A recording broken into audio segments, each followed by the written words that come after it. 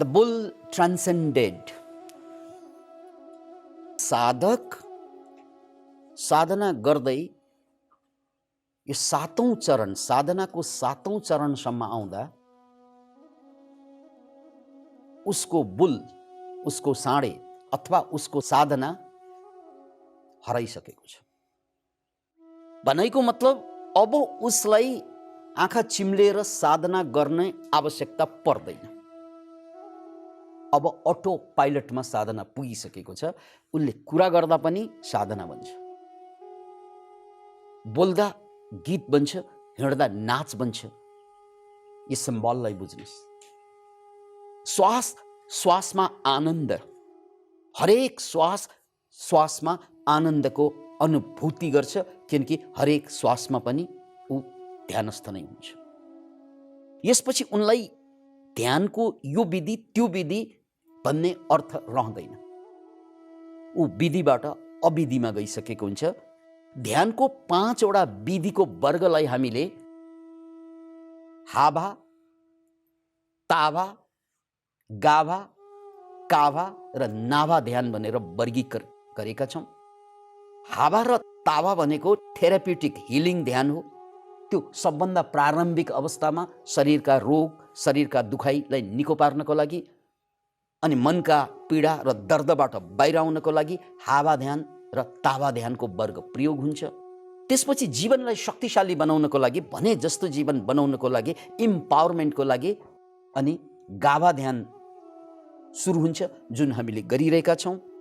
र गाभा ध्यानले तपाईँलाई बढी सम्पन्न बनाउँछ, बढी शक्तिशाली बनाउँछ, तर तपाईँलाई सुखी बनाउँदैन। किनकि सुख भनेको सम्पन्नता होइन। सुख भनेको खाउनु लाउनु भने जस्तो पैसो पाउनु, त्यसले सुख दिँदैन, त्यसले सुविधा मात्रै दिन्छ।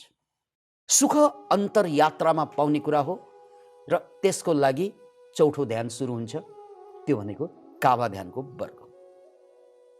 अनि यो काभा ध्यानको वर्गबाट पनि जब साधक उठ्छ, नाभा ध्यानको वर्गमा पुग्छ। नाभा ध्यानमा नेचुरल मेडिटेसन, यही नेचुरल मेडिटेसनको सिम्बल द बुल ट्रान्सेन्डेड भनेर यहाँ जुन चित्र दिइएको छ कि साधकले साँडेलाई यानि साधनालाई कन्ट्रोल गर्दै एउटा बिन्दु यहाँ पुग्छ। अब साधनाको आवश्यकता पर्दैन। नेचुरल मेडिटेसन, अर्को शब्दमा यसलाई मेडिटेसन लेस मेडिटेसन भन्दा फरक पर्छ। यो 7औं चरण हो। अब 8औं चरणमा जेन बुलको 8औं पिक्चरमा हेर्नुहोस्, त्यहाँ केही पनि छैन। न त्यहाँ साँडे छ, न त्यहाँ साधक छ, र न त्यहाँ सीन नै छ। त्यो शून्यताको अवस्था, रिक्तता र शून्यता फरक छ। रिक्तता भनेको नेगेटिभ कुरा, शून्यता भनेको पूर्णताको अर्को रूप हुन्छ। जो शून्य हुन्छ त्यही पूर्ण हुन्छ। अद्वैत भनेको दुई छैन, यो एउटा अवस्था हो चेतनाको। तर बुद्धिज्मको कन्सेप्ट चाहिँ एक कदम अगाडि छ। दुई छैन मतलब एक छ, अब यहाँ एक पनि छैन।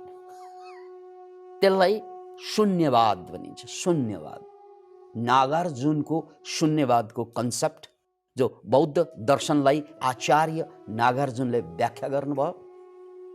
शून्यवाद, यो शून्यमा साधक पनि रहेन, साधना पनि रहेन, मात्र अस्तित्व रहन्छ, केही पनि रहेन। यही हो जीवनको शिखर, यही हो जीवनको धन्यता। अनि यो संसारमा यो आउजाउ गर्नु परेन। यसलाई मोक्ष भनिन्छ, यसलाई इन्लाइटनमेन्ट भनिन्छ। र यो कुरालाई फेरि पनि चेतनाको हाम्रो स्तरसँग जोडिएर हेर्दा चित्र यस्तो बन्छ। कन्सियस माइन्ड, सबकन्सियस माइन्ड अनि प्योर कन्सियस माइन्ड। हिजोको लेभल प्योर कन्सियस माइन्डको लेभल हो, जहाँ अवेरनेस, अलर्टनेस, जागरण हुन्छ। मेरो मनमा आएको नेगेटिभ विचार, नेगेटिभ भावना या पोजिटिभ भावना, पोजिटिभ विचार, त्यो सबैप्रति म बोध हुन्छु। यो बोध भएकै कारणले गर्दा यो बोध नै मेडिटेसन हो। त्यसकारण ध्यान भनेको आँखा चिम्लेर आनन्द आउनु ध्यान होइन, त्यो ध्यानको सुरुवाती दौरका कुराहरू हुन्। तर आनन्दबाट पर। याद राख्नुहोस् यो कुरा, मान्छेले खोज्ने आनन्दै हो। उसले पैसा कमाउँछ आनन्दको लागि, परिवार पाल्छ आनन्दको लागि, विदेश घुम्छ आनन्दकै लागि।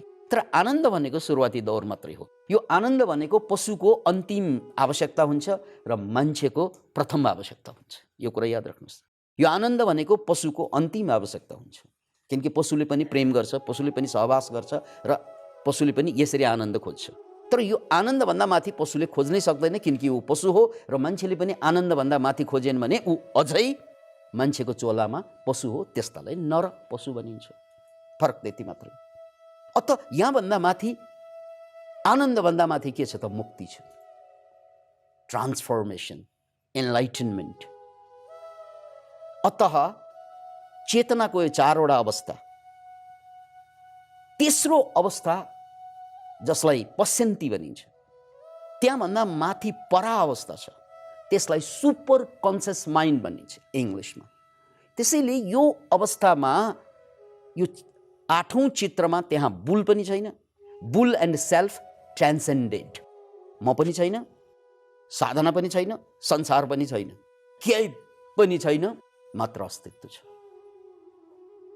यहीँनिर परमात्मा र आत्मा एउटै हुन्छ। त्यसैलाई योग भनेको, योगको वास्तविक अर्थ पनि के? यो जीवात्माको परमात्मासँगको मिलन। जसरी एउटा थोपो पानी कति कमजोर हुन्छ, ऊ डराइ डराइ जोगाउनु पर्छ उसले। हुरी आयो भने उडाएर लान्छ, घाम लाग्यो भने सुकेर जान्छ। तर त्यो पानी जब समुद्रमा मिल्छ, उसलाई न हुरीसँग डर, न घामसँग डर, मलाई के को डर, उसलाई केही चिजको पनि डर हुँदैन, किनकि ऊ भनेकै छैन। अब के छ त? थोपा छैन, अब के छ? केवल सागर छ। र सागरलाई डर किन हुँदैन? सागर सुक्दैन, न हावाले, न हुरी बतासले, न घामले। अतः त्यो सागर भनेको त्यो परमात्मा, त्यो ईश्वर, त्यो आत्मा, त्यो इन्लाइटनमेन्ट, त्यो सागरको अवस्था छ। र हामी जीवात्मा बहुत डराउँछौँ हामी, ओहो ओहो ओहो ओहो, के हो डराएर बचिरहेका हुन्छौँ। किन? किनकि हामी छुट्टिएका छौँ। कोसँग? परमात्मासँग। र यो अवस्थामा आत्मा र परमात्मा मिलन भयो, सक्यो कुरा।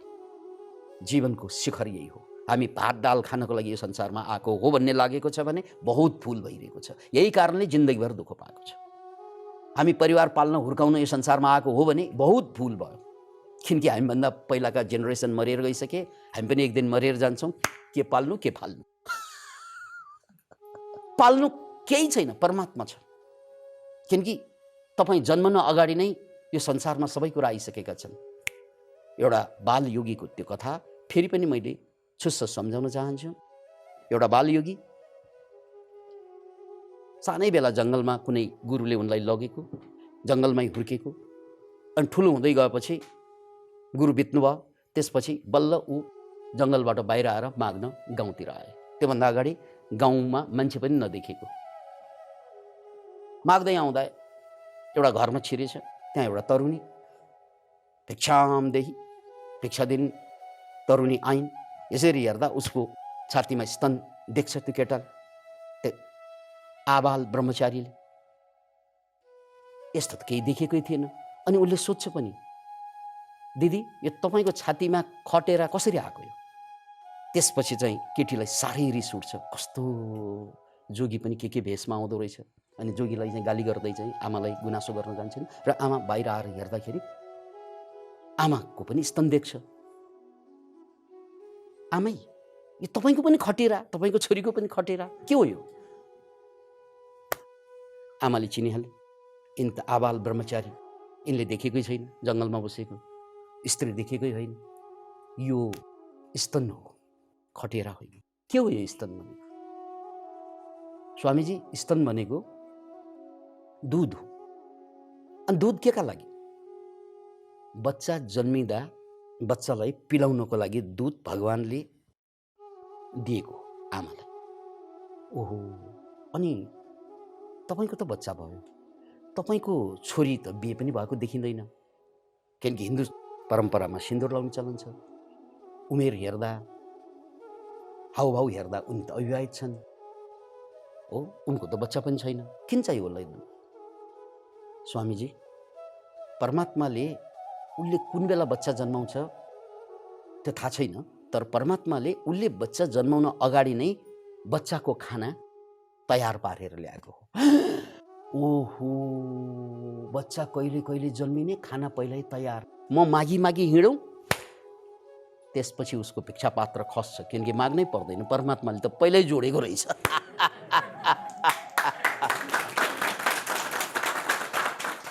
बच्चाले दूध माग्नु पर्दैन,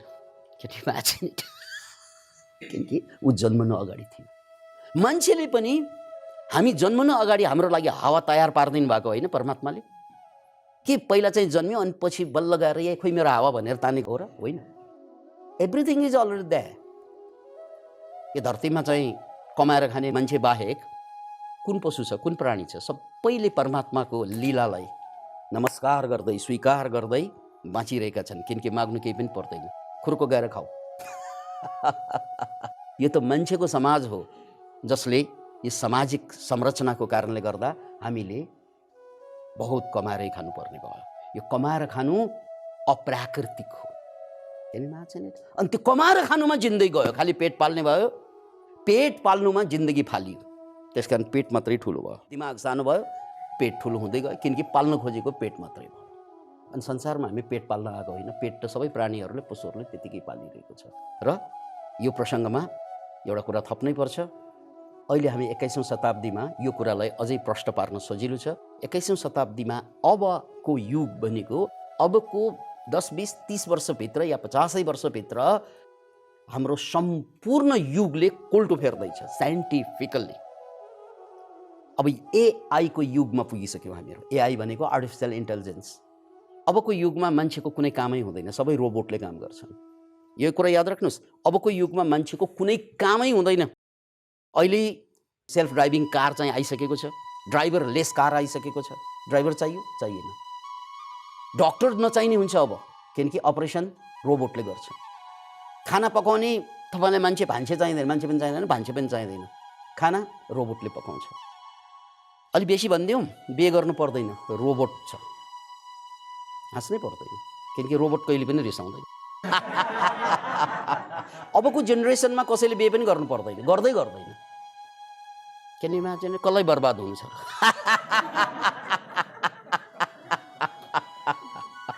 किनकि रोबोट र मान्छे त्यही हुन्छ, ठ्याक्कै चाहिँ मान्छेभन्दा चाहिँ नरम हुन्छ, मान्छेभन्दा गरम हुन्छ। किन इमेजिन त्यो युगमा हामी प्रवेश गरिसक्यौँ। ऊ चाइनाले सेक्स बट भनेर बनाइरहेका छन् रोबोटहरू।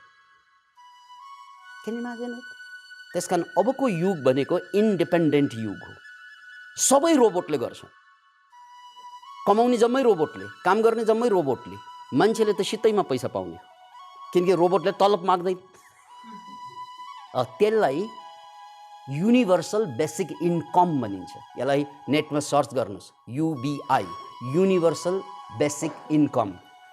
संसारभरका गभर्मेन्टले अब के गर्छ त भन्नाले तपाईँलाई काम नगर्नुको बावजुद पैसा दिन्छ। नेपालमा पनि बेरोजगारी भत्ता भन्ने थोरै भए पनि सुरु भयो नि, भएन र?